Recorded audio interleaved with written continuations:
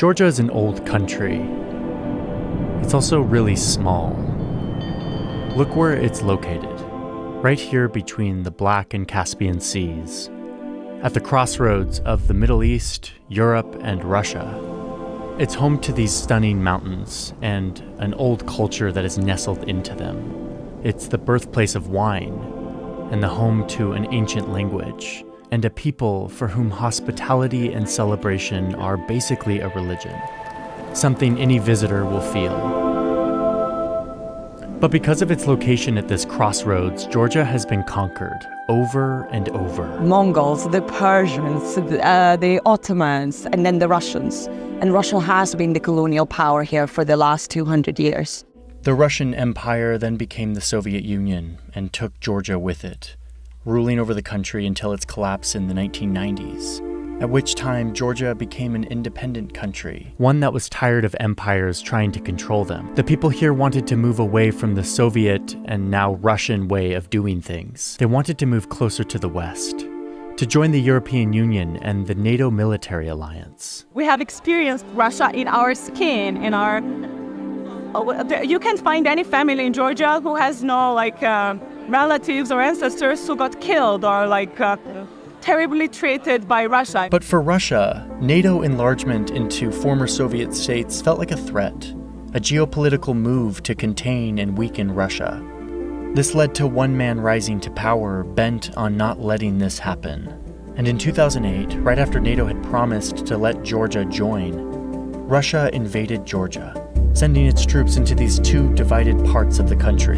Tonight, Secretary of State Rice is calling on Russia to end its assault on the Republic of Georgia. Kicking out the Georgian military and moving in their own, declaring these lands as independent from Georgia, countries that only Russia and a few of their allies recognize. Some call this the dress rehearsal for what Russia would later do in Ukraine. So Russia now occupies 20% of Georgia, its military inside of these lines that no one recognizes. These are the borders that I've been exploring. The occupation is just one way the battle for the future of Georgia is playing out.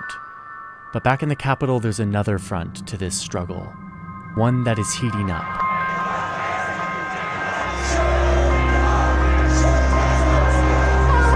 What's happening here is existential, and people know it. What's at stake is the very existence of this country as a nation.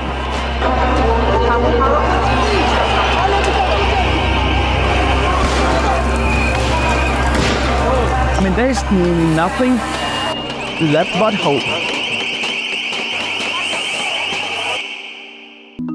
So it's a very instinctive knowledge, almost a generational, embedded in the DNA knowledge that we have. Yeah. And because we see the signs of that. Many of them telling me that yes, 20% of the country is occupied, but there's something bigger happening here, something less visible, happening behind these walls. And it is threatening to allow Russia to once again swallow this small country. I don't think Russia wants to physically take over Georgia. I think what Russia needs is a soft power takeover of Georgia. And I think this is what exactly they're working on. Everyone I talked to has been out on the streets, fighting, chanting, being beaten up, and dancing about it all.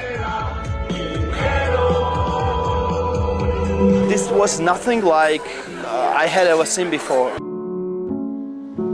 The first thing you have to understand here is that even though Georgia is so far east, over here next to Iran and squarely in Russia's backyard, most Georgians think of themselves as European. Georgians always have identified as European. So there is a very deep affinity with the values that Europe represents. I think Europe represents the life that you always dreamt of having as a kid. I think in the West, a lot of people frame it as young Georgians out on the street because they want to be European. No, we are European. European values are Georgian values to me, to be honest. Freedom is a Georgian value. It didn't come to us from Europe. It's not something that we discovered after the creation of EU. If you want to understand the Georgian drive towards freedom in Europe, you need to understand the Georgian drive against and anti-Russia. We are the generation that got to hear all the Soviet stories. It's something that our parents experienced. These are the stories of censorship. These are the stories of complete and utter restriction of any sort of personal freedom that an individual can have. It's almost this instinctive knowledge and like a reaction, an instinct of like fighting against that.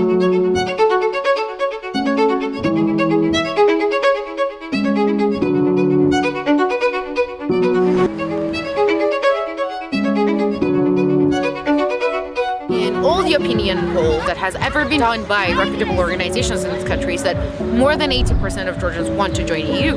This is a number that you will keep seeing because Georgian people are smart. Georgian people can differentiate between what Russia represents and what EU has.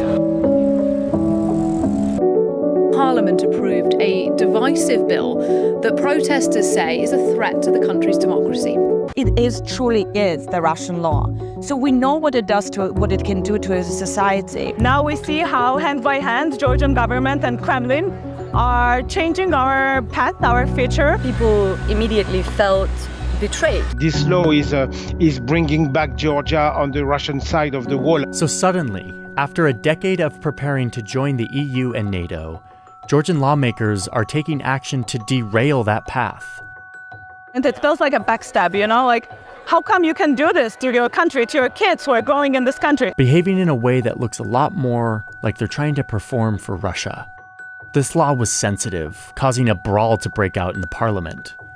And it was also the spark that lit a fire for the Georgian people to fight back in a new way, pushing tens of thousands onto the street. This is the first time I really realized that we were fighting. Georgia's parliament is a fresh protest. To be honest, it's been quite amazing. I have not been part of this type of protest before in Georgia. The levels of mobilization is huge. It's unprecedented, I would say even. I haven't seen such beautiful people in one space ever in my life, in any country. I've been in many places, but yeah, Georgian people are great.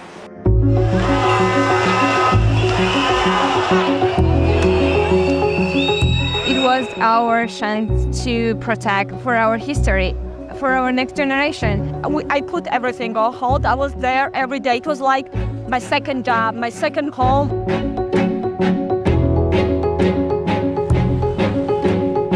And then suddenly you have the government that is vocally anti-Western. Yeah, it just really touched people, I think. It's because they treat us as though we're stupid, as though we don't understand the real implications and the real aim and purpose of the law. I think it's more explosive because of how bold and blatant the kind of venture into authoritarianism is. Yeah, like it's scary when they come at you. It's scary when your mask kind of goes off and you start suffocating. Imagine a water cannon standing in front of the crowd of people. You see teenagers basically dancing in front of those water cannons. Georgian people, I think, have the best sense of humor, and that's like their trauma response as well. Like whatever is happening in the country, we will always figure out a way how to make fun of it. So They grab you, they take you in, and then inside, when there are no cameras, nobody to see you, they kick you extremely. At some point, I thought that they're gonna kill me or something. It's when they throw me on the ground, they call me slave of America, they take you, they apprehend you, they put you on the ground, and then like 10, 20 persons, they just grab you, kick you in the hand, in face. They're already insisting in face, I don't know. And then, I'm sorry, and then they make fight. My dog becomes emotional when I tell the story. And they wait until your face becomes like swollen of beating, and then they take video or photo you and send to somebody. And that question of like, is this the night where I'm gonna be killed? Yeah. Is this the night am I gonna lose my eyeball? Yeah. Is this the night where I'm gonna be harmed to that point where I cannot function as a human anymore? It is a huge geopolitical win for Russia. They have essentially done what they failed to do in 2008 when they invaded Georgia. They have now captured the Georgian state. My big question here was why? Why would the ruling party suddenly go against the will of 80% of the people to derail Georgia's path towards Europe? Well, you have to remember where we're situated here. Georgia lives in Russia's shadow. Russia is their former colonizer. They already occupy much of the country, and they could easily invade again. Also, what you can't see here is that Georgia's economy is very reliant on Russia. For example, Georgia gets nearly all of their wheat flour from Russia. Georgia's neighbor Ukraine serves as a potent example of what happens when you draw too close to the West. But most people here don't buy it. They don't think these lawmakers are looking out for the country. The way they're acting makes it look like they are protecting themselves, their personal power, and financial interests, a lot of which are tied to Russia. Who does it serve? It serves those with money who also have power and who want to hang on to it. In our case, it serves Bidzina Ivanishvili, the oligarch who is de facto ruler of Georgia. Yeah, the man who lives on top of the hill. He's the oligarch who made all his money in Russia. Ivanishvili lives in this futuristic-looking mansion overlooking the capital, where he quietly pulls the strings on the country's politics, seemingly not based on what the people want, but based on what serves him and his allies, both in Georgia and Russia. He is an oligarch who has made all of his billions in Russia in the 90s. Yeah. And when you do that, I mean, of course, you have some strings attached. I feel anger because this is not their choice, you know? Like, this is the choice of our country, that we want the Western path, and we don't want to stick with Russia. We want Europe, we want Western values, we want our friend to be European Union, USA, not Russia and China. We don't want our government to decide for us.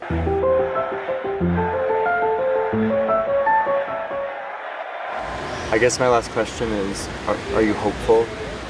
Yes, I'm hopeful. You are? Yeah. Why?